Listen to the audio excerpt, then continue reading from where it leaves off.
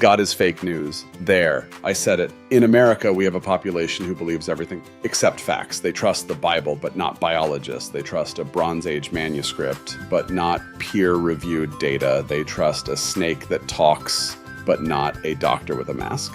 Evangelical Christians are especially talented. They can spot a contradiction in a news article from 3 zip codes away, but ask them about Genesis, and suddenly, they've never heard of it. Genesis 1, humans made last. Genesis 2, humans made first. Same book, different story. God created the animals before us, unless he didn't. It's not a detail, it's the order of creation, the foundation of their worldview, and it depends entirely on whether you start reading from the left page or the right. Now, the flood, you've heard of it. Big boat, 2 giraffes. Everyone else dies, except there's no evidence, not some evidence, not disputed evidence, none.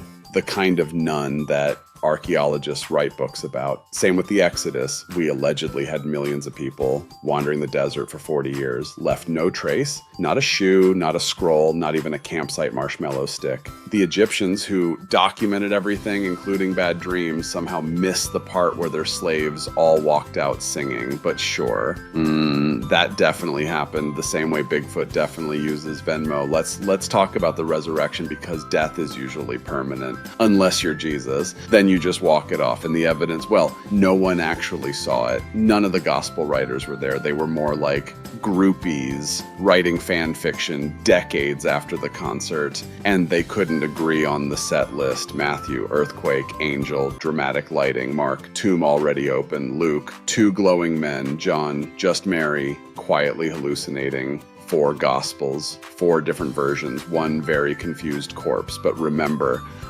these are the people who say if a news article updates, it can't be trusted. If sources are anonymous, throw it out.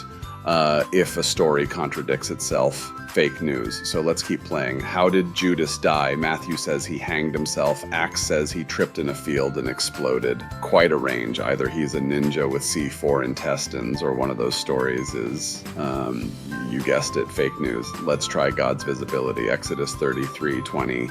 No one can see God and live. Exodus 33:11. Moses spoke to God face to face in the same chapter. So either Moses died twice, or someone needs a continuity editor. And Jesus, Matthew says, obey the law. Every last command. Paul says, forget the law. Just believe real hard. This is not background noise. This is the main storyline. It's like if Luke said Darth Vader is his dad, and Paul said, actually, he never had one. He was just faithed into existence. So let's recap.